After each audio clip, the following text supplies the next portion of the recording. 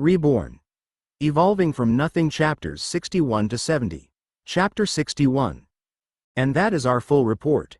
Trajan gave a sharp nod as he finished speaking, his eyes glued to the figure of the well-dressed High Lord. He didn't give off a hint of the nervousness he felt. The High Lord was an incredibly powerful and intimidating vampire. Trajan kept his every cell focused on the powerful man as he spoke, not daring to tear his eyes away for a second. I see. High Lord Marcus was currently standing near the large map of the 30,000 worlds, laid out along a sizable table. A small glass of wine rested in his hand, one he swirled lightly. The air around him seemed to solidify as he continued. So you're telling me you tracked down your anomaly, found Helena who engaged with it and lost, and then you engaged with it and also lost, but in the end were saved by a mysterious demon, a species previously thought extinct, who somehow convinced the anomaly to leave, by speaking in Draconic or a similar language that you could not understand. His voice was cold and calm, the image of a powerful leader. Yes, sir, Probus answered, his voice full of complete confidence. Trajan sent him a sidelong glare. Trajan himself had been the one making all the decisions, so if anyone was at fault, it wouldn't be Probus. And that you left Helena, who was injured but also healed by that mysterious demon, alone with this mysterious demon, one that you, again, have never met before? Yes, sir, Probus responded instantly, bearing a cheerful smile. Trajan sent him a second glare. The dark vampire ruler was quiet for a moment. He swilled the wine around in his wineglass, contemplating. Trajan felt his heart shiver.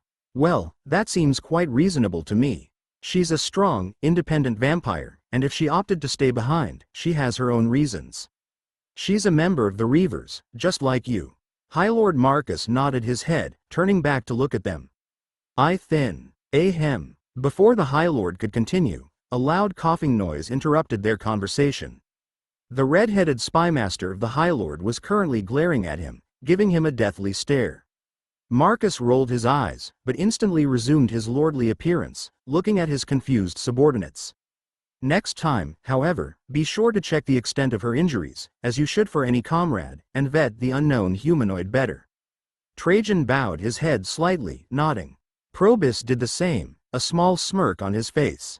Trajan made a mental note to bring up the deteriorating ecosystem of the Oval Valley world. Probus hated being lectured on environmental prevention. Now, with that out of the way, I have a new mission for you. Forget about the anomalies for now. We are no longer targeting them. Marcus continued, a black look appearing in his eyes. His demeanor seemed to become stricter, edged with darkness. The Shade King has launched an offensive against us in the Augustus family-controlled territories. You are to join up with the leader of the Reavers, General Karras, on the world Peter, and ready yourselves. Karras, the leader of the Reavers, technically wasn't one of the three family generals. He was every bit as strong as one, however, a deadly force in his own right. An extremely powerful king-class expert. The three powerful vampire families. The Augustus family, the Caesar family, and their own Aurelius family. Their relationship with the Caesar family was strained, due to personal conflicts, but they had an occasionally friendly alliance with the Augustus family. In the face of any conflict with outsiders, however, the vampire nobles would forget their grudges and become a close-knit group, refusing to budge even an inch. Marcus closed his eyes for a long moment before opening them, looking tired. War is upon us, once more. It's great to see that you finally woke up. Thank you for saving me last week. My name is Helena. Dorian's heart calmed down as he stared at the vampire noble, his eyes narrowed. He remembered her. She was the one he'd saved, the warrior who selflessly defended the innocents in the city. She looked lean and wiry, but also quite pretty. She wore a slim, blue dress tonight, one that finely accented her petite figure. Just her standing gave off a feeling of strength, her presence incredibly forceful. For her, he had a great deal of respect. How should I respond, William? He muttered out of habit, thinking up a response. Helena stared at him in confusion. How should who, William? What? Dorian blinked. Right, she could hear him if he spoke aloud. He mentally shrugged, accepting it for what it was. I'm Dorian. He took a few steps forward, sticking his hand out in a friendly gesture. Helena walked right up towards him, taking his hand without a trace of nervousness or caution. She smiled warmly as they shook hands. Nice to meet you, Talking with someone else felt odd after so much time spent on his own. Despite that, he relished the moment. Not having to come up with responses for the other person made the conversation extremely pleasant. Helena nodded. Have your injuries healed? When we got to you, you were badly wounded, and before we could do anything, you fell unconscious. I had some of my wizards work on trying to restore you, but the injuries on your body seemed to be ones that needed time. She began, gesturing down below them, where her subordinates were sleeping. She had picked out an unassuming, but nice, inn, near the middle of the city to stay at.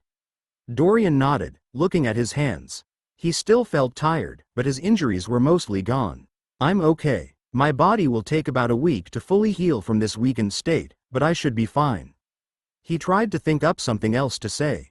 Talking to real people was harder than he remembered. Helena looked at him. Dorian looked back. Silence swooped in on the moment. Feeling as if he should say something, he gestured upward. Pretty stars out tonight, huh? He went with a line he vaguely remembered using on Earth before that had never let him down. Stars? Helena looked up at the almost completely empty night sky. The 30,000 world didn't have stars, save for a mystical sun and mystical moon that orbited in the chaotic space near each world. Dorian blinked and then mentally smacked himself. He felt like a teenager. You going out of your way to protect the innocents in this city from that fearsome dragon really impressed me.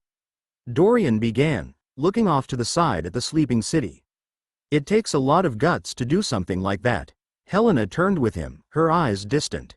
She sighed. It was my responsibility. Protecting the territories of the Aurelius family is part of my duty. Still, Dorian responded, shrugging. You still did it. That's more than most could say. Helena smiled as she looked at him and responded. Well, what about you? You not only managed to heal me and save my life, but also blocked that huge fireball and saved the city. She waved her hand to the west, where the battle had taken place. What made you act? Her voice was filled with an intense layer of curiosity. Dorian got the feeling that his response here would mean a lot to her. Why did I act? He spoke aloud, rubbing his chin.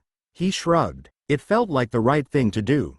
The 11th born was only here because of him, after all. Besides, he wouldn't just let hundreds of thousands of innocent people die for no reason if he could stop it. Helena blinked, staring at him. That's it? You didn't fight seeking a reward? You weren't sent here by the High Lord? Joining the Aurelius family as an internal member was very difficult, but had plenty of benefits. Usually new members either had to be powerful vampires or beings that committed grand feats in service of the family. Well, I won't turn down any rewards if they're being offered. He smiled cheekily. Ah, about that High Lord. A stray thought appeared in his mind. His name is Marcus Aurelius, right? He looked at Helena, his eyes shining. Helena nodded, still dazed from his answer. And the other vampire families, they're the Caesar family and the Augustus family, right? She nodded again. Dorian frowned. What, is something wrong? She noticed his expression. No, it's just the names. He shrugged. What about them? They feel lazy. Helena stared at him oddly. Well, I suppose there can only be so many names in the world. He shrugged a second time. There was silence again for a brief moment as the two souls stared out over the moonlit city, quiet. Dorian studied the glimmering lights, the softly moving breeze, taking in everything. All the colors and noises were joyful to him, proof that he was no longer in that mental prison. He could faintly make out a few burnt areas, portions of the city damaged from the battle. Helena began, before pausing, biting her lip. Her voice sounded troubled. Dorian gave her a smile. He was quite content just standing in the presence of another being. He felt supremely unconcerned. If the vampires had wanted to kill or capture him, they already would have. In his current weakened state, there was nothing he could do to stop them right now, so he decided he might as well just enjoy being alive. She turned to look directly at Dorian, a small smile on her face. My mother told me, when I was very young, that sometimes the best way to clear your mind is to talk to a stranger. She waved at him. Do you mind if I share my troubles with you, Dorian? You saved my life, so I don't exactly consider us strangers, but the point still remains. Sure, go ahead. He gave her a reassuring smile. The more he talked to the vampire warrior he saved, the younger he felt like she seemed. One moment she was a proud warrior, and the next she came off as a nervous, young lady. She was also quite forward and direct, not that he was complaining. I was sent on a mission to hunt down a creature, an anomaly, one among many that have caused a huge stir in the 30,000 worlds. My mission was to find that creature, make contact with it, and if possible, make it come back with me to meet the High Lord. Her voice was cool. If I take that anomaly back with me, I know that it won't be able to move freely for a long time. The High Lord is kind and wise, but extremely protective. We've already lost a large number of our men and women to the other anomalies, and while the anomaly I'm hunting is an unusual one, that won't change his mind. Helena sat down at the edge of the roof, folding her hands together and resting her chin on them as she gazed out over the city. Blood began to pump loudly through Dorian's veins as he heard the words she spoke, his body tensing up. He remained calm, however, giving her a small nod. She sighed. But what if that anomaly was very different from the others? It was kind and strong, even going so far as to protect the innocent, without wish for a reward. Even going so far as to save my life. Her face scrunched up as her and Dorian's eyes crossed. A tingle of electricity seemed to flash between them. What do you think I should do? Dorian shrugged, tossing off the tension that covered him as he responded. It's not that hard a question if you really think about it. He sat down next to her, gazing out over the city as she had. Just do the right thing, whatever that may be. Silence came once again. Just do the right thing, huh? Helena whispered after a few minutes, an indecipherable look appearing on her face as she struggled with her thoughts. Dorian simply nodded, enjoying the beauty of the world around him. The night passed, just like that. Two lone figures sitting atop an empty roof, staring out at a scarred city full of sleeping souls. Chapter 62. Willpower. Hup. Dorian twisted his body to the side, narrowly avoiding a striking blow. He tried to lean backwards to avoid the second strike, but slipped slightly, his foot skittering on the rocky ground. Whack. Ow. Dorian muttered as he was knocked backwards, flipping over and landing smoothly. He smiled, however, relishing the pain. Every experience was a joy to him right now. You need to keep your focus on your surroundings as well as your enemy. You also need to keep your guard up. A stern, but warm, voice lectured Dorian. The lean figure of Helena looked at him with a small smile of her own, waving at him to come at her again. It had been 2 days since he'd woken up. Dorian was stuck in his Ifrit form for several more days, waiting on the genetic damage his body had undergone to fully heal. He had already accelerated it as fast as he could, and couldn't make it go by any faster. The first day, Dorian had simply walked around the city. He explored various nooks and crannies, watching people move about on their day. Everyone here moved in a hurry, rushing from place to place without pause. The rapid-fire style of life in the city was incredibly refreshing and amusing to watch. He'd also visited a couple restaurants, trying out delicious delicacies that set his mouth to watering. It was a luxurious, relaxing day. As for Helena, she had set a tail on him, but other than that, had taken no action. She'd made it clear she knew he was an anomaly, what he gathered people called members of the flock, but done nothing else. He was unsure if he'd convinced her, but knew there was nothing he could do in the meantime. Till he was able to switch forms, it would be too easy to track him. On the second day, Dorian had spent it much like the first. He also went to a few blood magic shops and a preservation shop, looking for new bloodlines. He didn't find any that caught his fancy, not after he'd already swept through once before, but had kept prowling. He also acquired some basic instruction manuals on studying magic. Ifrits had a natural sense for life magic-related fields and an even stronger sense for fire magic-related fields. Since he couldn't switch forms right now, Dorian decided he might as well start studying magic. The opportunity to cast spells was too much to pass up, especially after he saw how powerful wizards were. Since fire magic was his strongest field, he decided to start with that first. Studying magic in the 30,000 worlds was a complex, but popular, field. The concept was rather simple. The more spells you cast, the more energy would flow through your soul. Eventually, enough energy would flow through it that you would experience a baptism of the laws of magic, allowing your soul spell matrix to grow in size and energy to the next class. The study of magic could not be rushed. It was a step-by-step process that required gradual growth. Casting spells was somewhat similar to using abilities, Dorian had found. The difference lied in the fact that in order to cast a spell, Dorian had to consciously imagine and form magic symbols, willing them to combine in certain patterns. When using an ability, Dorian just needed to focus on the ability and will it to activate. The rest of the process was automatic. Casting a spell required far more concentration and active effort. Dorian had found that he seemed to be a natural at it, however. He'd only studied magic for a single day, but in that time, he had managed to cast a single, low-level mortal-class spell, the Warm Hands spell. A cantrip that allowed a wizard to warm their hands to an unusually high degree. It wasn't exactly the most powerful spell, and could hardly be used to attack.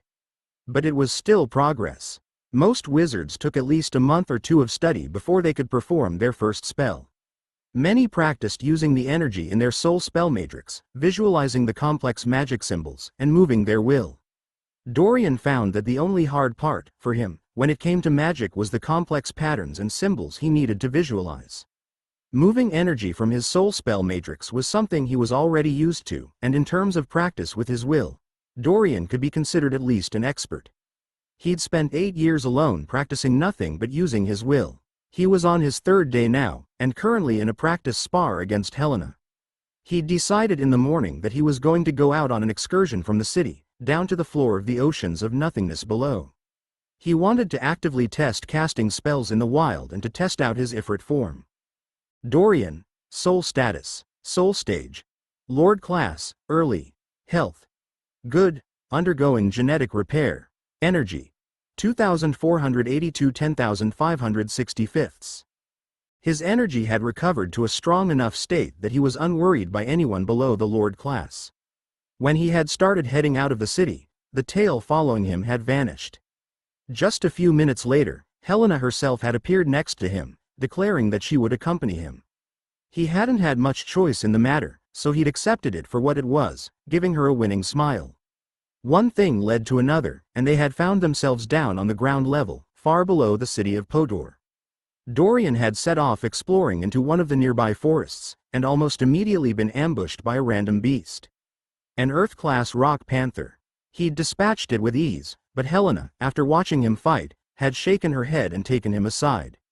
According to her, his style of combat was like watching a drunk moose try to build a house.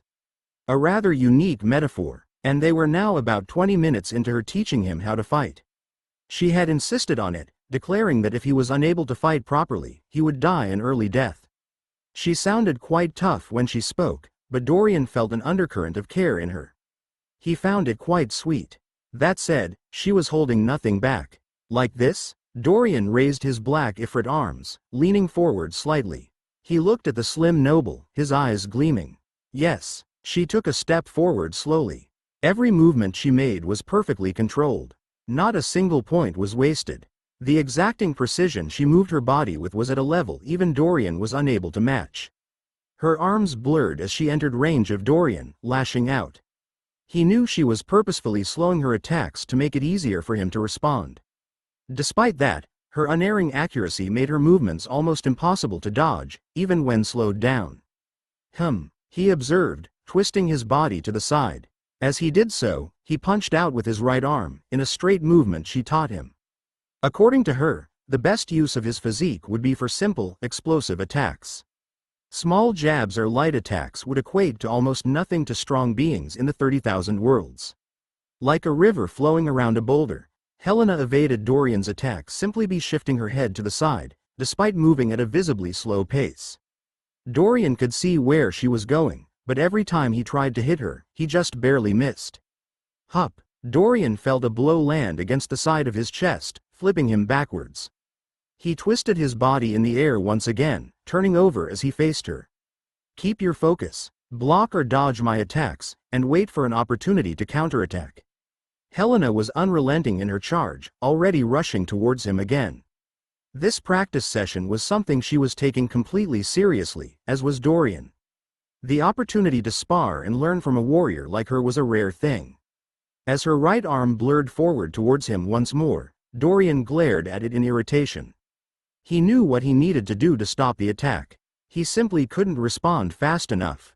And, when he did respond in time, his fists seemed to just barely miss her as she dodged, leaving only a millimeter of room. Already, just from this, Dorian could tell she was a genius in terms of physical combat. There was no way he'd be able to beat her right now, or even match up or defend against her, not when it came to technique. Miss, damn it. He raised his right hand but continued to glare at her arm that was punching forward, his enhanced visual acuity in this form just barely allowing him to make it out. As he glared at her offending arm, Dorian felt a strange stirring in his soul.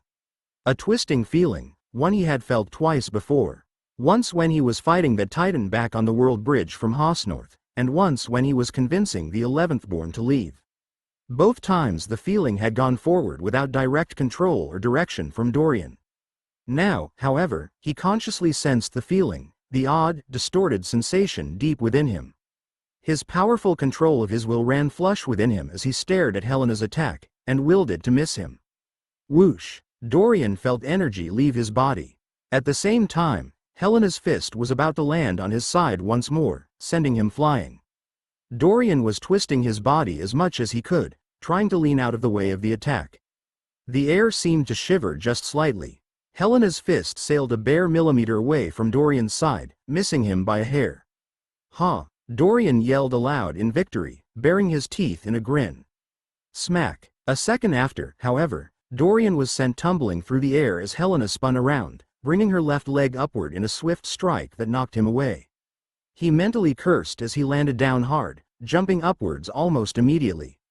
Helena had paused, looking at her hands in astonishment.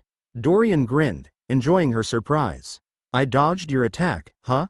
Surprising, my skill surprises even myself." He continued to grin shamelessly. As he did so, he mentally checked his status again. Dorian, soul status, soul stage.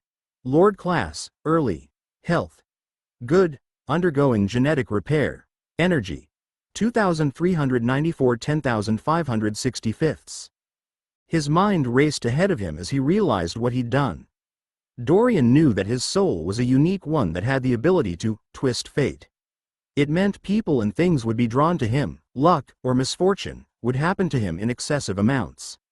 All the anomalies had unique souls that could twist fate to various degrees. Dorian was unsure on the strength of each, but Asra claimed they weren't all equal. Some souls would be better able to twist fate than others. When Dorian put the full force of his will on willing something to change, he had felt his soul seem to vibrate, and then use up some of the energy he had within it. His long practice and experience in using his will had just barely allowed him to sense and control the sensation. As soon as that had happened, reality itself had changed. Helena's attack, which had a 100% chance of smashing into him, had missed. It wasn't her full power strike, not even a tenth of her full power and speed since she didn't use magic, and making it miss had cost him almost 100 points of energy, a notable amount.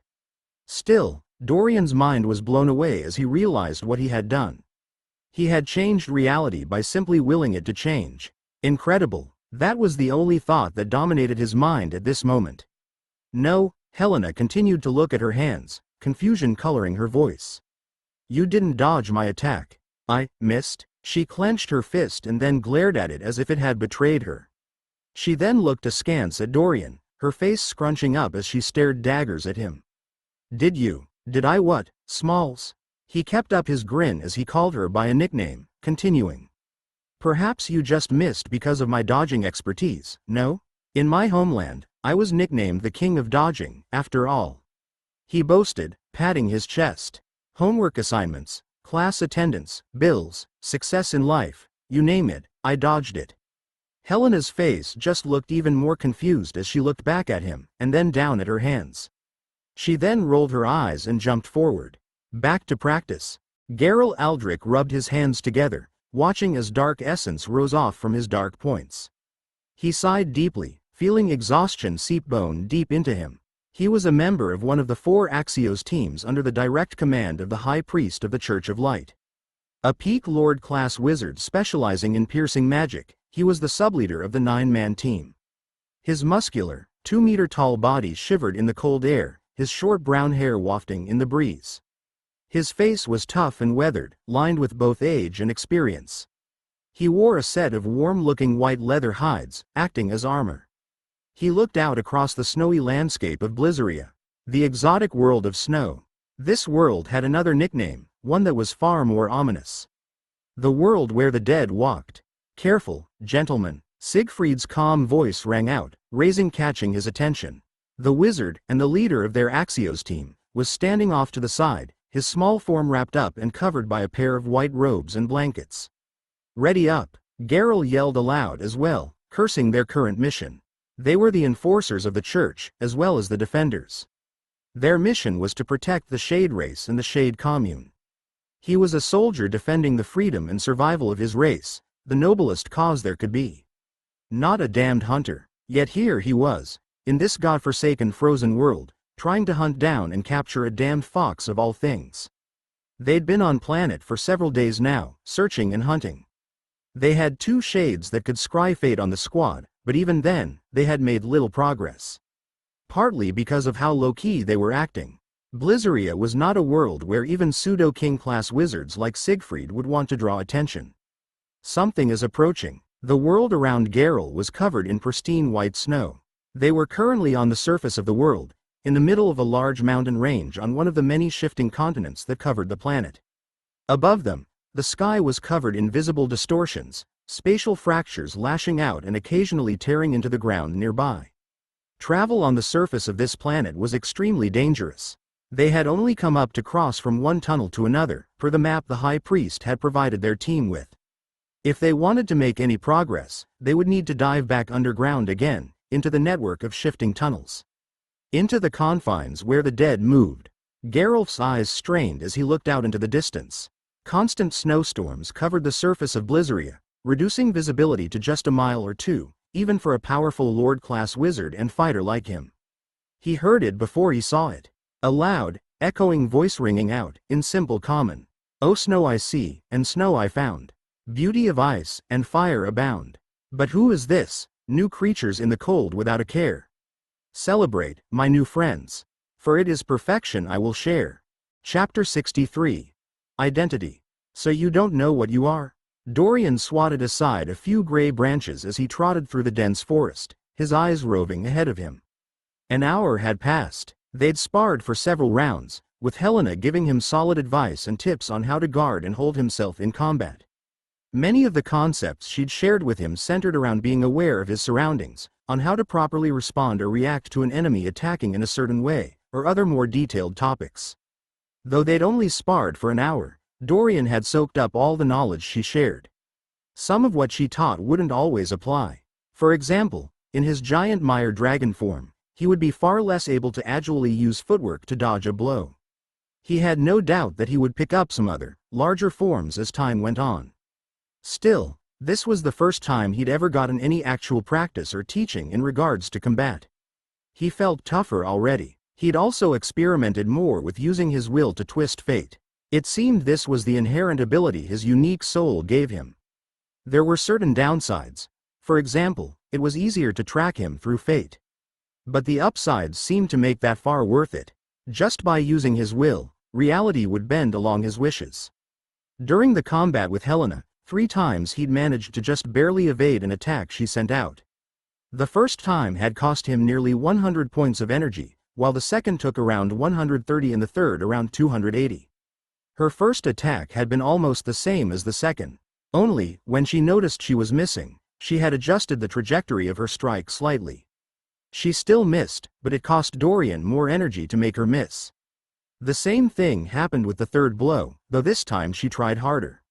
From this, Dorian learned that the energy he needed to change reality was directly related to the impact his change would have. "No," Dorian answered, shrugging. "I was brought into this world from nothing. I have no real parents here, no real family, except the others." He'd opened up to her, a bit, as they'd traveled deeper into the forest. He didn't feel threatened at all by her, and sharing a bit about himself and the others didn't bother him. He decided to keep the fact that he was from Earth a secret. Anything that wasn't common knowledge for the other anomalies was something he should keep quiet on. Too much odd magic existed. Who knew if someone could spy on him from afar or look into the past? "Oh." Helena's response was quiet. Dorian ducked under a large branch, his eyes catching hold of a small, gray squirrel moving along its length. The squirrel had tough, leathery gray hide and looked rather ferocious for its small size. Creatures down here at the floor of the ocean of nothingness were stronger and more dangerous than most surface creatures. Simply surviving down here necessitated that. What about you, Shorty? He asked back, taking his eyes off the squirrel to glance back at the vampire. She was journeying alongside him as they walked deeper into the forest. Dorian wanted to test out his newfound skills on any beasts that attacked him. Or, as he was secretly hoping, a band of robbers or thieves. He could dispense justice and get some practice in against real opponents. My parents were both killed when I was young. She talked nonchalantly, as if it wasn't a big deal. A small wave of emotion swept over her voice as she talked, however, belying her casualness. Dorian stopped, his eyes widening. He turned fully around. She had stopped as well, her eyes full of confusion. Dorian walked up and gave her a hug. In the split second before he was about to hug her, unbeknownst to Dorian, her arms blurred as if she was about to rip out his throat. At the last instant, however, she stopped, continuing to stare at him, frozen. I'm so sorry. That must have been really hard. The emotion in her voice made it clear that the thoughts still pained her.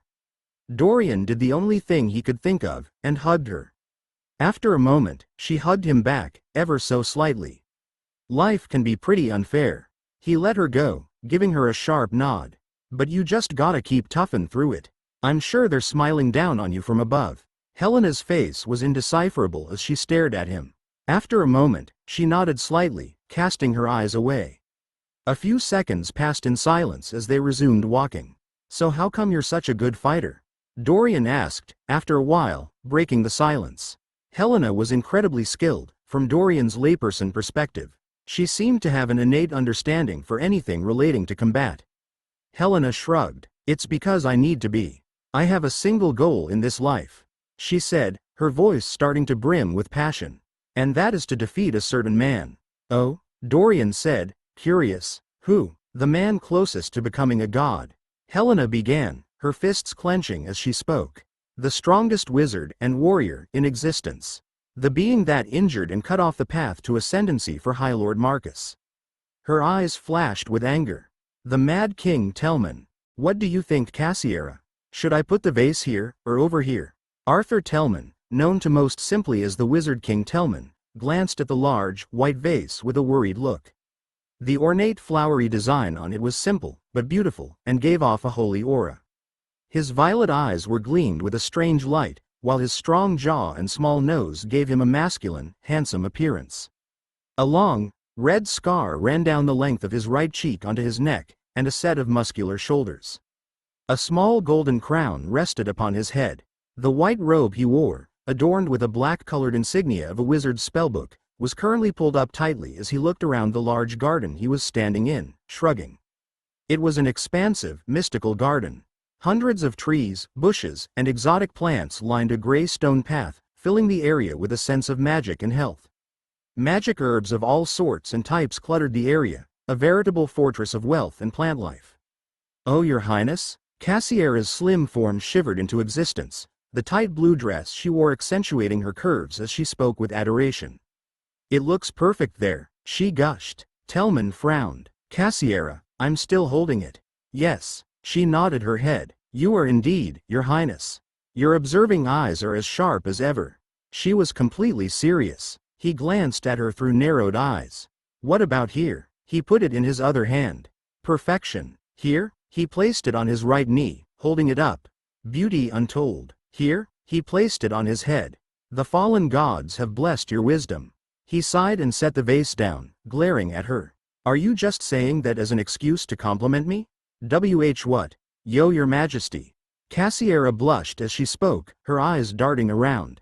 She was an incredibly smart woman, the leader of the Fate Department. A devout and powerful wizard, there were few as tactical and cunning as she. That was, if she was facing anyone but Telman. Never mind, never mind. He shook his head, forcing himself not to smile. He'd stop teasing her for now. He blinked, however, freezing as a message magically entered his ears. A grim smile donned his face. Come, Cassiera. It seems the corpse of that anomaly has arrived. A while ago one of his wizards had perished killing one of the invading anomalies. Since then, The remaining creatures had caused chaos and destruction to spread throughout the 30,000 worlds. They still knew very little about these creatures. Having the corpse to examine might be able to answer many of the questions Telman had. Telman casually waved his hand. In an instant, reality warped and he and Cassiera vanished, reappearing several miles away in a large, gray chamber. This chamber stretched at least 100 meters in length, and several hundred in width, and was shaped like a large rectangle. It was hewn from the earth, set underground, many miles below the surface. Several large, glowing orbs of light decorated the sides of the mostly empty chamber, lighting it up. A large, flashing portal could be seen at one end of the chamber. From this portal, a small troop of wizards could be seen emerging. They wore an odd assortment of colored robes, indicating various departments. The wave department, the light department, the sound department, the gravity department, and a few others. Most of them seemed to be middle-aged or older, all-powerful Lord-class wizards. Several of them were even pseudo-king class. There were very few king-class wizards in existence, even for the massive, gargantuan Boral autarchy. Lord-class wizards made up the lion's share of his forces. Your Highness. A representative came forth from the group of wizards. A pseudo-king class wizard that Telman recognized. An elderly member of the gravity department, Gwentel Tolm. He had short white hair and a small beard, his figure carrying forward with pride. My condolences about Antdre. Telman began. Antdre was one of the Lord-class wizards that had died against the self-declared Secondborn, a fearsome lion that had since vanished, one of the other anomalies they had lost track of. Telman had an impeccable memory, and recalled that Gwentel had been friends with him. They were both members of the gravity department. He died a wizard's death. The representative was somber as he replied, a tinge of sadness in his tone. He continued, not pausing, a hint of anger in his voice. We have successfully brought forth the corpse of the fallen anomaly. Gwentel waved his hand. Immediately, a huge corpse appeared in the air. A massive, 30-meter-tall, vaguely humanoid creature. Its entire body seemed to be made out of blackened wood, covered in hundreds of burn marks and scars. Its long arms were blackened, but covered in what appeared to be large, wooden plates. The face of the creature was almost non-existent. Instead of having facial features, it was just an oddly unsettling empty mask. No eyes, no mouth, just a blank slate. A small, wooden crown rested atop its head, also partially burnt. The exact description of an ancient Borakian wood giant, a powerful Lord-class beast thought extinct. I see. Telman stared at it, his eyes cool. The Lord-class volcanic wizard Petrion, a man with a promising future, had died to kill this beast. He blinked as he looked at it. It was a difficult journey, but we managed to Soffle, Gwentel began, but was cut off. It's not dead. Telman waved his hand. The wooden corpse flung through the air, landing down about 100 meters away from them. Cassiera's body shimmered out of existence as she hid away, obeying a mental command Telman sent. Pardon? Gwentel looked at him in confusion. I said, it's not dead. Telman jumped up into the air, his voice relaxed. A glowing, white halo appeared, hovering around the Wizard King's forehead. The air around him remained perfectly calm and stable, not a hint of anything present. How foolish of you, anomaly. A small smile appeared on his face. To willingly give yourself up to me. He waved his hand again. Are you going to wait there doing nothing? Or, as he spoke, a beam of white energy shot forward, intent on blasting into the giant wooden corpse. Gwentel, and the rest of the Lord-class wizards, all looked on in confusion. At the same time, they began to cast several defensive spells, protecting themselves just in case. At the last second, the enormous wooden corpse shivered. Abruptly, its body jerked backwards, flipping over as it cackled.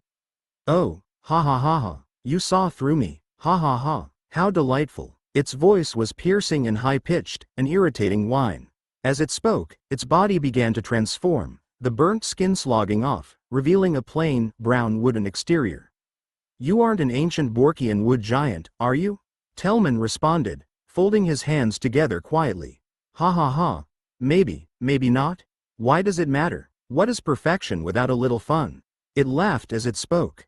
After it finished talking, it slammed its foot down, an incredibly dense aura bursting forth from it. Brown light flashed out, coloring the air around it. I, the seventh born, shall show you the fun inherent in perfection. Ha ha ha ha. Its voice took on an insane edge. Tens of thousands of wooden roots began to explode from its body, shivering forth with an incredibly dense air of power. A faint, brown image of a halo formed around the head of the huge, hulking wooden creature. Pseudo-angelic class. Gwentel's face paled as he looked on in shock, his body blurring as he retreated backwards for the portal. It was a well-known fact that if a human faced a powerful bloodline beast of the same class, they would be easily trounced. The bodies of most beasts were simply far, far too strong when compared to humanity. Even with magic to compensate, the powerful abilities most creatures had made each battle a tough one. A pseudo-angelic class beast was considered a match for an angelic class human wizard. You are mighty, Wizard King, so I've heard. Let us have a mighty fun battle. Ha ha ha ha. The tentacles of wood began to tear into space itself as they shot towards Telman. Spatial fractures appeared, distorting the vision of everyone present. The aura that wrapped around the wood was corrosive, painful to even look at. Telman shook his head. Arrogance. He snapped his fingers. Immediately, an invisible barrier appeared around him. As the thousands of tentacles slammed into this barrier, they glanced off it, the spatial fractures twisting and falling out of existence. I will share something fun with you, my foolish friend. He smiled. Through my research, I've made several discoveries and established hundreds of theories. One of those theories is about existence itself. It is my firm belief that everything in existence is made up of tiny, minuscule particles. Every single thing, from you and your form, to me and mine. Everything in reality can be singled out and humbled down to a collection of numbers and data, representing the whole. Tiny minute particles, moving with purpose and energy. By now, the thousands of wooden tentacles had bounced off the invisible barrier that protected Telman. They instead began to surround him, hundreds of spatial tears ripping apart reality itself as they tried to rain down upon him. The other wizards had long since retreated through the still open portal, making a safe escape during the fight. They would prove useless in a match of such power and scale, and made the wise decision to get out of the way. Ha ha ha ha ha. Die, collapse, tear, such fun. I waited so long for this. The Seventh-born's insane voice sang out over the chaotic screams of space as more and more tears appeared. Do you know what that knowledge means, my foolish friend? Telman continued, unperturbed. It means there is nothing in existence that can hinder me. He clasped his hands together. Creation magic. He began, casting a spell. His eyes glowed with white light. Atomic deconstruction. Whoosh. Everything around Telman transformed into ash. The thousands of tentacles, the stone floor, everything within 100 meters of him transformed into small, gray particles of ash. The massive wooden body of the Sevenborn was the only thing left within a 100-meter gap, all of its wooden tentacles severed. Creation magic. Universal space prison. Telman waved his hands casually, casting another spell. Immediately, the space where the anomaly was standing in shock was sealed off, vanishing from reality as he imprisoned the creature. Telman sighed with disappointment as he looked around at the now badly marred room. Thousands of gaping scars could be seen, the damaging spatial waves wrecking the underground transport chamber. The portal his wizards had used to get here had long since been destroyed. How boring. He shook his head. Cassiera, get the Earth Department to fix this place up. Also, have the Space Department work on establishing a new network portal. Yes, Your Highness. Dorian settled down comfortably into bed, stretching his tired muscles. He'd gotten into several fights as he traveled through the forest, various savage beasts trying to kill him. He'd managed to practice several of the tips Helena had given him, slowly laying a foundation for his own martial skill. He hadn't acquired any unique or powerful bloodlines, but the experience and knowledge he gained made it a worthwhile venture. Tomorrow, he decided, he would begin his final preparations. It was time he left for the next world on his list, to journey towards the Ember Gorge, and create a new body for William. Chapter 64. Something goes right. Dorian, Soul status, Soul stage. Lord class, early. Health. Good, undergoing genetic repair. Energy. 4,723 10,565. Dorian smiled, pleased, as he looked at his status. He had recovered nearly half his full strength. In fact, his current strength now already exceeded that of his previous form, his lesser throne demon. Lesser throne demons could be considered a closely related brother of the Ifrit race. The demon race was an ancient race, full of a myriad of related, demonic creatures. All demons were aspected towards one element or another. The Ifrit race was part of the original, ancient demon race, a race that came into existence long ago, their origin unknown. The demon race had only fallen to extinction relatively recently, several hundreds of years ago. Lesser throne demons, unlike Ifrits, were a created race, formed through experimentation with the bloodlines of other creatures, notably dragons. They were naturally weaker. Dorian shook the thoughts from his mind as he focused on the tasks at hand. He was sitting in his inn bedroom, at the Bover Watch Inn. The owner of the inn, a retired swordmaster named Gengio, was a member of the Aurelius family. Helena had acquired rooms there for him and her squad, for free. Spread out on the rug in front of him was a collection of paper. He had gathered all the information he could about his planned route. He'd briefly reconsidered the route that took him through the Aurelius family headquarters before tossing it aside. The security on the world bridges along that route would be far too tedious, and it would, in general, be far too dangerous. He'd decided to stick to his original plan. His next destination was Blizzeria, also known as the world where the dead walked. It had a corny name, sounding much like a B-tier horror flick from Earth. Still, Dorian treated it completely seriously, learning what he was up against. According to his research, Blizzeria was home to two separate fallen civilizations. One was the nearly extinct race known as Giants, while the other was the fully extinct race of Greycons. Giants, like their name implied, were gargantuan beings. Some of them had appearances similar to humans, others had appearances with huge, curled horns, or massive, hulking arms. A large variety of shapes and forms combined within the giant race. Their one similarity, however, was their massive size. Even the smallest giant stood 10 meters tall.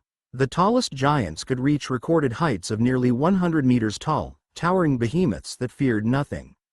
Greycons, on the other hand, were much more normal-sized, standing about a meter taller than a regular human. They looked similar to the mythical minotaurs from Earth's legends, except instead of covered in fur, they were covered in dark black scales. They had a supernatural ability known as expand. Their expand ability, the only race of creatures known to have it, allowed them to vastly increase their size and strength for short periods of time. The ancient races were bitter enemies and worse rivals for thousands of years. The exact history of how these two civilizations died off was lost to history. All that was known, now, was that the dead members of both races walked the snowy lands of Blizzeria, cursed to live out their existence as unfeeling constructs. How they came to be there, walking as the dead, was also a mystery. Once he'd learned all of this, Dorian had once again seriously reconsidered his route. The phantoms of the dead that haunted this exotic world ranged from mighty to weak. Even king-class undead could be found here. Neither the Boral Autarchy, the Shade Commune, or the Aurelius family, all the nearby powers, wanted to deal with the planet, and it was left to the wilds. After a while, however, he'd shaken his head, determined. Helena had been quite clear and open with him. There was no realistic chance that the leader of the Aurelius family would allow him to walk free, not after his brethren had already killed untold innocents. Further, while he wanted to trust Helena, and genuinely believed her good intentions, he had no illusions about the reality of this world.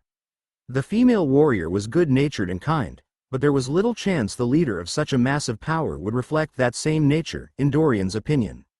It was possible, but it was a risk he didn't want to take.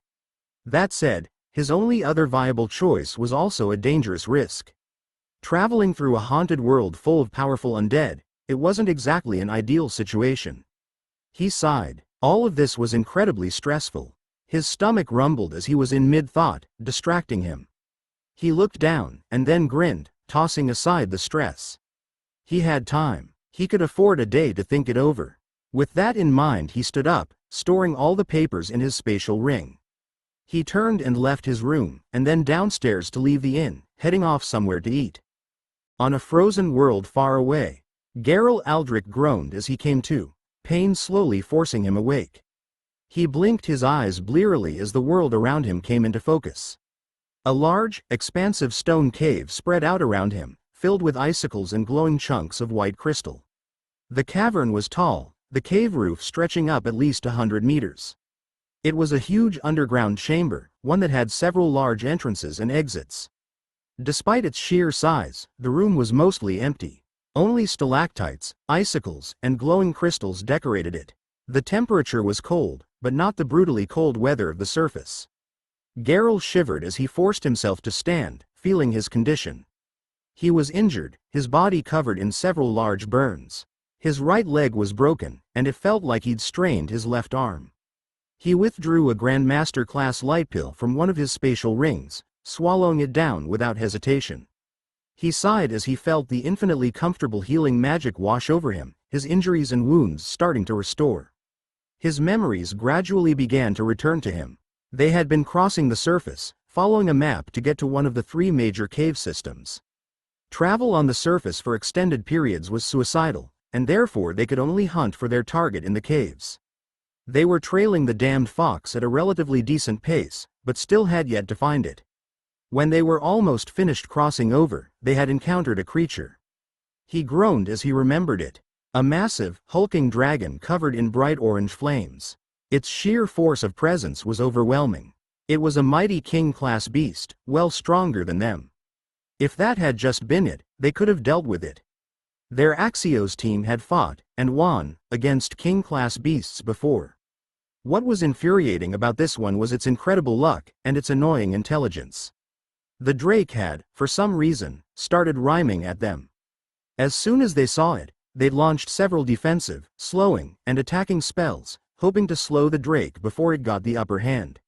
Unfortunately, every single spell they cast at the dragon miraculously missed. Not a single spell managed to hit. And it wasn't for lack of trying. Even Geralt had launched one of his own trusted piercing spells, his 10-mile lance. Yet, somehow, his attack missed. It should have been impossible. How could an attack moving in a straight line at a target that was standing still miss? The gargantuan dragon didn't cast any spell or use magic to block the attacks. They just missed, through sheer luck. It was infuriating, and then it rhymed at them again. And then it threw an enormous meteor of flame at them. He clutched at his head, feeling a massive headache coming on. The healing magic from the light pill swarmed up to stave it off. "Who's still with us?" Siegfried's voice rang out in the distance, echoing. "I'm here," Geralt bellowed, shaking himself out. Dried blood, burnt skin, and ice sloughed off him. "Jasper's here, Mika here, Tillo here." A deluge of voices sounded off as the various members of the Axios team came to. Geralt saw them all beginning to congregate in the center of the room, and walked towards them, limping slightly. The healing magic was still doing its work. They'd managed to beat a quick escape from the giant dragon, fleeing towards one of the entrances to the North Cave system. It seemed they'd successfully made it, but not before it lobbed off one more of its huge, scathing attacks, injuring most of them. 3, 4, 5, 6. Siegfried counted off the members there, and then sighed. "It seems we lost Parman, Pavel, and Gora." A small moment of silence formed. The Axios members were all fighters for the church that knew death was a constant companion. They operated under dangerous conditions, performing the most dangerous missions the church had. Still, to lose 3 companions so abruptly. Geralt sent up a quiet prayer, blessing their souls to live in the paradise of light. He hadn't been particularly close to any of the fallen. In fact, the only wizard he was close with on the team was Siegfried. He'd lost too many friends by being close to them to allow himself to open up so easily these days. Geralt looked around. There were only 6 of them left. Each of them wore a set of white leather hides, the hide of a white winter bull, a type of beast known for its warmth retention as well as tough defensive skin. They had 2 female shades, and 4 males if he counted himself. Most of them were swathed in white furs or scarves, hiding their appearances. The bitter cold of Blizzaria was hellish, even for them. Several of them were injured, some worse off than Geralt. None of them seemed to have been crippled, thankfully, and with the powerful healing magic they had in the form of the church's light pills, they would all make it. It was only the unfortunate 3 that hadn't managed to dodge the brunt of that dragon's fire that had apparently perished. The strange attack had been imbued with not only the law of fire, but also the inherent essence of dragonfire.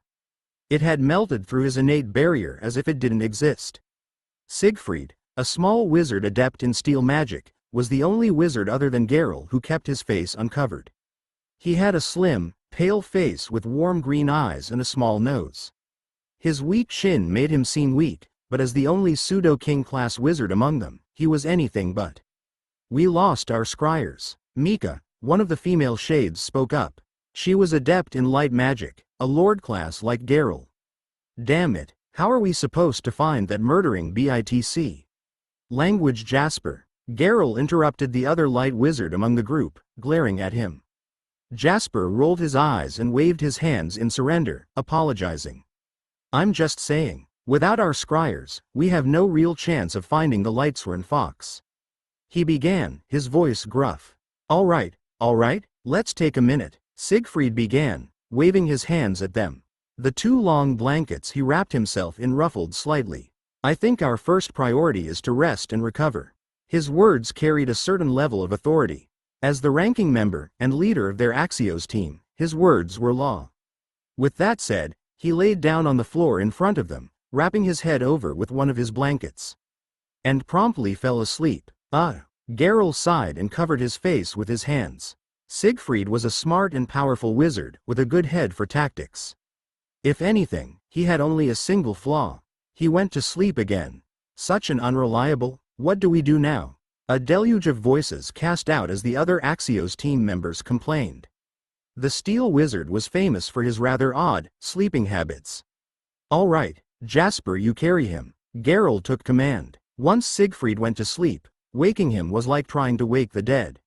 Actually, Geralt thought, his eyes narrowing as he scanned the surroundings. Even the dead were easier to wake. There were certainly enough of them roaming these lands to prove that. "Let's keep moving. We've already drawn too much attention here." He took over as he usually did, waving the group together. "We know where the fox is trying to get to, so all is not lost. We'll just head directly for the western cave system and the ice keep, and cut it off there." Dorian smacked his lips as he tasted the roasted duck, his mouth enjoying the juicy, warm flavors of the meat. He scarfed down a slice of buttered bread, relishing the taste as he ate his meal. He'd found yet another restaurant to go to, this one well known for their roast duck. And Dorian found that their reputation was well deserved. The food was as delicious as it was advertised to be. It was a traditional-looking restaurant, with several worn, but ornate tables. It wasn't extremely fancy, but it wasn't a run-down place. A few large murals of fierce, rippling winds coated the walls, referencing the mysterious windstorms that occasionally swept through Taprice's ground level. Dorian had yet to experience them, but had read about them. Fierce winds whipping about like swords, tearing apart anything in their path. It was a good thing the storms were quite rare. Every single table was taken up currently, most by large groups. Everyone here seemed to have a certain level of wealth, all of them dressed finely. Dorian glanced down at his worn, brown leather robe, one provided to him by Helena. It fit his Ifrit form better than anything else, but it wasn't exactly a nice outfit. That combined with his rather odd appearance made him stand out a bit. Not that he particularly cared. As he kept himself distracted, still mulling over his decisions, in the background, he vaguely heard a disturbance. "I don't care. We're eating here, and we will place our orders now." A young man's voice rang out as he waltzed into the dining room, accompanied by several well-dressed other men, and a few giggling girls. They all had fine hair, wore fancy lace or silk clothes, and were decorated in jewelry. A pair of solemn-looking black-robed wizards followed behind the speaker, a bored expression on their face. The speaker was a young man, around 18 or 19, wearing a set of ornate golden robes. He had short brown hair, and fine facial features that gave him an authoritative look. The slightly gray skin tone of all the young men and women gave away that they were all vampire nobles. "Please, noble sir, all our tables are currently taken, and there is a 15-minute wait already. We don't have anything avail." A portly man came in after them. He was the man in charge of the front of the restaurant, the same man that had seated Dorian. He wore a set of loose white pants and a gray shirt, with the name of the restaurant, the Wind Willow Eatery, emblazoned on it. "Nonsense. It's your honor for my presence to grace this establishment." The young vampire smiled as his eyes scanned the restaurant, glancing over all the other finely dressed merchants or wizards. Many of them were looking on in disapproval that he ignored. His eyes finally landed on the table Dorian was eating at, all alone. His Ifrit form was small, and rather unintimidating to those unaware of the history of the extinct species. The vampire youth smiled. "I see an open space right there." The vampire walked forward, stopping directly in front of Dorian. He tossed a pair of silver coins onto the table. "Consider your meal paid for by me, the second son of the fifth palace master. Get lost." He waved his hand for Dorian to leave, turning to look back at his group of followers with a smile. Dorian swallowed the meat he was chewing, blinking as he looked at the silver coins, and then at the arrogant noble before him. After all this time visiting random expensive restaurants, hoping to run into an interesting fantasy situation like a mugging or rescuing a damsel in distress, it had finally happened. Someone had finally tried to arrogantly kick him out and take his place. He felt himself start to tear up, looking at the vampire gratefully. After all that stress and worry trying to make a decision, it seemed at least something in his day had gone right. Chapter 65. Setting off for Blizzeria. Back on Earth, when Dorian managed to find free time from his studies, one of his favorite habits was to sit down on a comfy couch and read a book. While he wouldn't call himself a bookworm, Dorian had read quite a few adventure or fantasy books in his time. From powerful wizards going on quests to slay evil to chivalrous knights fighting to save the day. One thing common to many of the stories he had read were random encounters happening in restaurants or inns. A part of Dorian had always wanted to experience something like that, ever since he transported to this fantastic universe. Unfortunately, reality proved that situations like that don't happen as often as the books he read made them seem. Until today, he teared up slightly, gratefulness overwhelming him. For the young vampire to go out of his way to fulfill one of Dorian's fantasies, it truly touched his heart. As these thoughts crossed his mind, the arrogant vampire turned back to look at him, an annoyed look crossing his face. "That means leave, goblinoid." His group of followers all tittered, several of the girls outright giggling. Goblinoid? Dorian thought, a rueful smile covering his face. His current form, as an Ifrit, was a quite uncommon one. When he wasn't enraged, the fires on him burned very low, barely visible. His appearance was rather unintimidating, and unless one was a historian or environmentalist, it was unlikely he'd be recognized as a member of the extinct demon race. "I'm afraid I can't do that, young noble," Dorian responded calmly, nudging the silver coins the noble had placed down. They were different from the mints, the barrel autarky used as currency, but of roughly equivalent value, forged by the local branches of the Aurelius family. Most places would accept both forms of currency. "I haven't finished my meal." He motioned at his plate. He had only devoured most of the roasted duck and bread, and still had some left over. The vampire rolled his eyes, uncaring. "I think you have," he said cheerfully, and then reached over, latching onto Dorian's right shoulder. Species: True Vampire. Class: Sky Class. Maximum Energy Level: 31. Dorian couldn't help but smirk slightly at the energy value, as he had Osra scan the noble. The energy level was set so that an early Grandmaster class being would have 100 points of energy. With a maximum energy level of 31, the vampire in front of him was about on the level of his red salamander form. The muscles on the young vampire's arms bulged as he heaved, trying to pull Dorian up and out of his seat. His arm moved in a practiced motion, as if he was used to picking people up and tossing them aside. Dorian didn't budge. He turned to look at the arm on his shoulder in amusement. And then back at the arrogant noble. "Hup, woo." The vampire jumped back as they made eye contact, his eyes bleeding rage. "A heavy one, huh?" he sputtered, slightly embarrassed at being shown up in front of his followers. "Fine, have it your way, peasant." The vampire leaned forward, punching towards Dorian's head. Dorian nodded in approval. This was just how many fantasy stories played out. The punch from the vampire was painfully slow in Dorian's eyes. He watched as it cut towards his head, and then slightly leaned out of the way. It breezed past him, missing by a few millimeters. One of the two wizards guarding the vampire saw this. Out of the corner of his eye, Dorian made out his widening eyes, and panicked hand motions as he began casting a spell. Species: True Vampire. Class: Master Class. Maximum Energy Level: 82. Oh, Master Class guards. Not even Grandmaster Class, huh? I guess he cheaped out on protecting his son. He'd caught that the vampire here was the second son of the 5th Palace Master, one of the strongest Grandmaster class vampires in the city. Dorian turned his focus back towards the vampire attacking him, smiling. Since he had been attacked, he needed to respond in kind. This needed to be a learning experience for the arrogant noble. Otherwise, how was he to grow from his faults, and become an upstanding member of society? A light blow on the chest should do. He lazily lashed his arm forward, smacking against the vampire's chest. Unfortunately, Dorian miscalculated slightly. While his control of his strength and body was abnormally high, he was still adapting to his current physical form, especially while it was undergoing genetic repair. He also overestimated the ability of the vampire to take a blow. He was too used to facing down stronger opponents like Helena, and those that had an innate barrier protecting them. When his arm landed on the vampire, the arrogant noble's eyes widened in horror.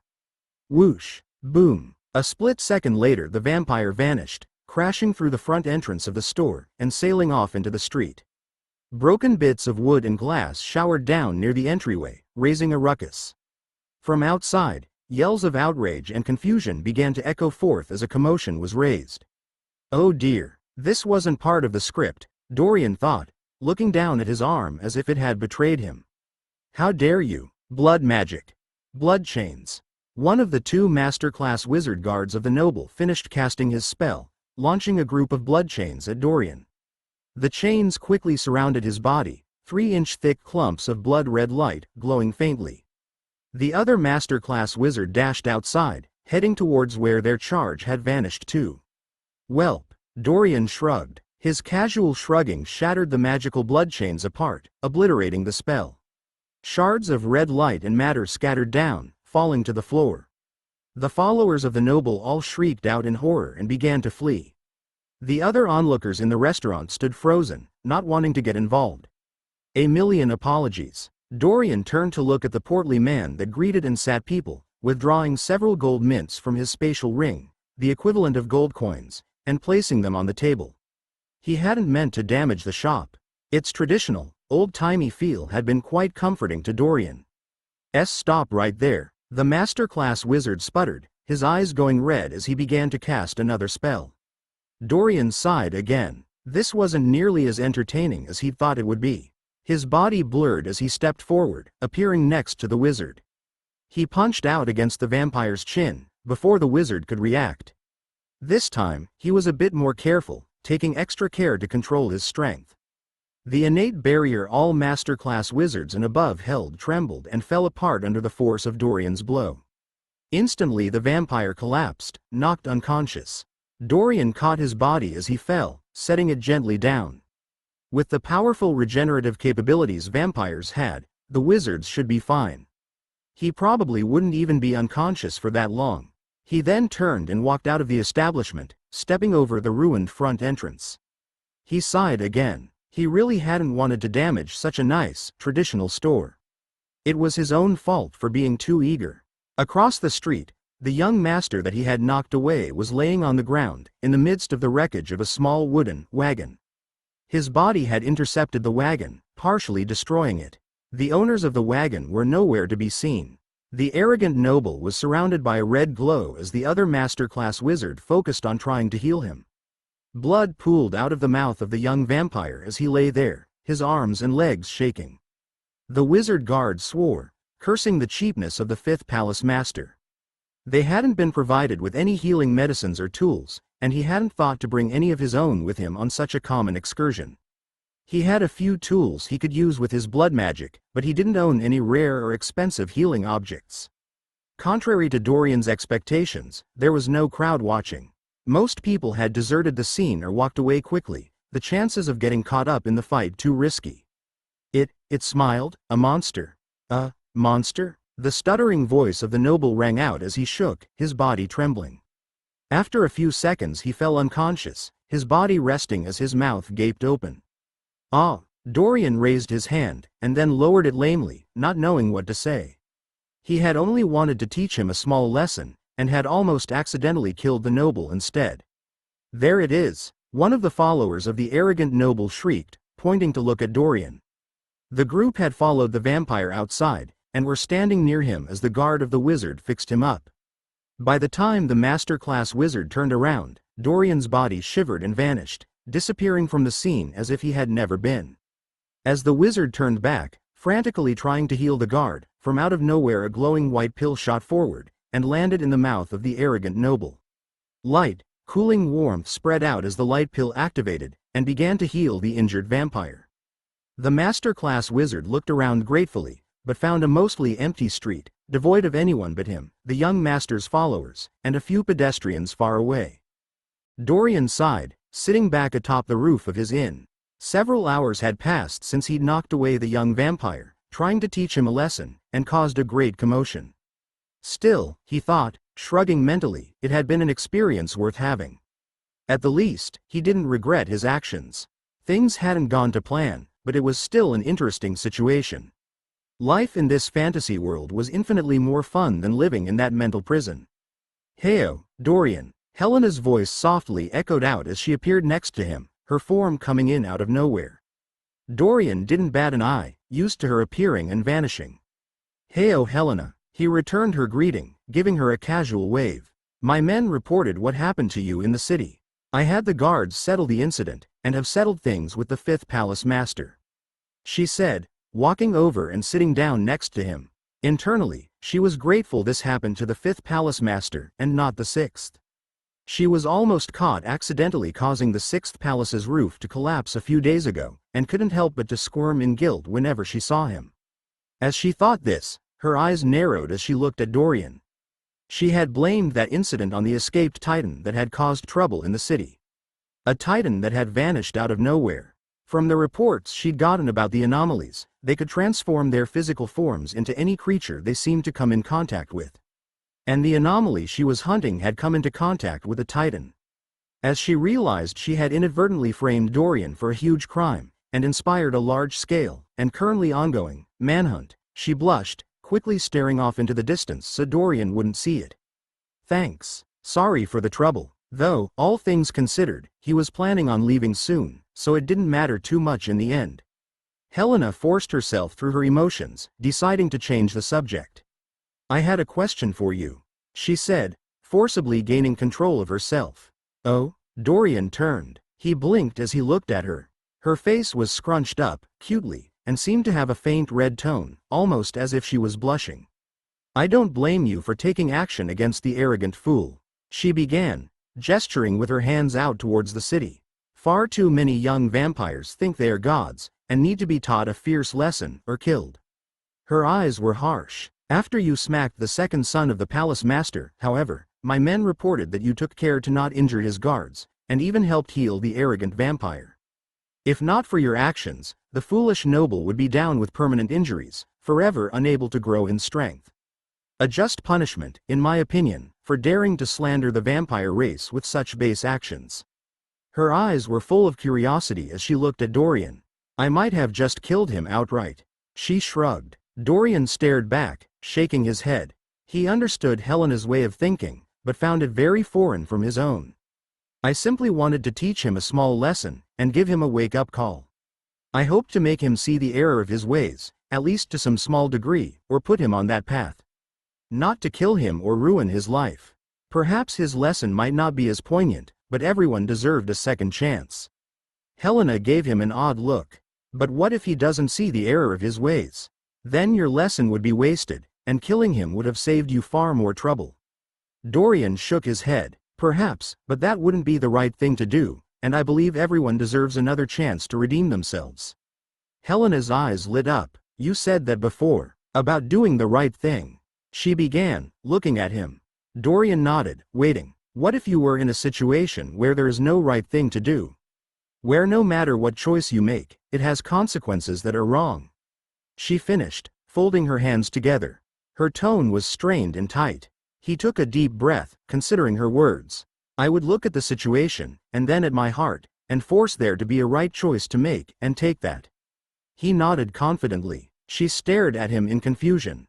"But, I mean, what if there is no right choice?" "I would force there to be a right choice." She held her hands up in exasperation. "You can't just force reality to change. What if you were stuck in a situation where it was impossible to pick the right choice? I'd find a way to make the situation not impossible, and then take the right way. Dorian replied, nodding for a second time. Helena glared at him. Dorian couldn't help but smile at that. His eyes turned serious, however, as he continued. Sometimes life will throw you curveballs. You just need to take each obstacle one step at a time, analyze it, and cross over it. I am confident that I will find a right choice, no matter what situation I will be in. Helena was silent for a time, considering his words. Dorian was as well, looking out over the city as the evening light around him began to fade. What's a curveball? Dorian took a deep breath as he looked back at the city behind him. The towering walls of Potor City gleamed dully in the early morning light. He clenched his fists and then gave the city a small nod. It had been a part of his life in this world, a part that it was time to leave behind. The world bridge to Blizzeria is located near the city-state of Hebedon. Dorian muttered aloud, glancing over a small map he'd purchased. His Ifrit form was currently dressed in a slightly nicer brown robe, looking less like a poor peasant and more like down on his luck merchant. He looked up, over to one of the edges of the plateau. Several large shops and organizations had set up transport companies on the edge, for those seeking to travel from one place to another. Dorian smiled as he began walking towards one in particular, the Golden Carpet Travel Company. It was time he set off for a new world. Chapter 66. Travel. So we're just letting it go? One of the blood wizards following Helena sputtered, a middle-aged vampire with graying brown hair and a stern appearance. Dolovan Patrach, a powerful Grandmaster-class vampire, one of the stronger ones she'd brought with her. Yes. Helena's voice was cold as she looked out at the lonely figure of Dorian, walking away from the city walls. Do not question my will. Her voice was filled with steel as she turned and looked at her subordinate, or rather, General Karras' subordinate that she had borrowed. The middle-aged vampire backed down, waving his hands in the air in surrender. Helena's thoughts flashed back to the conversation she had had with Dorian, just an hour or so prior. The early light of dawn had just been creeping over the horizon when he appeared, once more on the roof. Helena had a habit of standing off on her own, meditating or lost in her own thoughts. She enjoyed being in places with few people, and in a busy city like this, a secluded roof was the best she could manage. The scene opened up in her mind, Dorian's lithe, black body landing on the roof in front of her. I'm planning on leaving. The anomal, no, she corrected herself, Dorian said, giving her a friendly smile. Helena stared back, unsure on how to respond. Where to? She eventually returned. Dorian sighed, sitting down on the edge of the roof. The normally bustling city was just starting to wake up, still quiet in the early light. I have a friend I need to save, and a journey I need to go on in order to save him. His reply had been simple. When he spoke, however, his back had bowed, as if he was carrying a heavy weight upon his shoulders. He took another deep breath, shrugging and shaking his head. Helena shivered when she saw this, her heart beating fast. She reached out a hand, wanting to lay it on his shoulder and comfort him. She froze halfway, looking down at her arm. What was she doing? She had only just met him a few days ago, when he rescued her. She blushed furiously. What was she thinking? She took her hand back, slowly. He wasn't even a vampire. As she was struggling with her thoughts, Dorian continued. It won't be easy, but it's a journey I must take. He continued. Nothing in life is ever easy, though, If things were, everyone would be successful, and everything would be perfect. He turned to look at her. Helena's face was a picture of calm, not a hint of blush on it as she responded. No, things in life are never easy.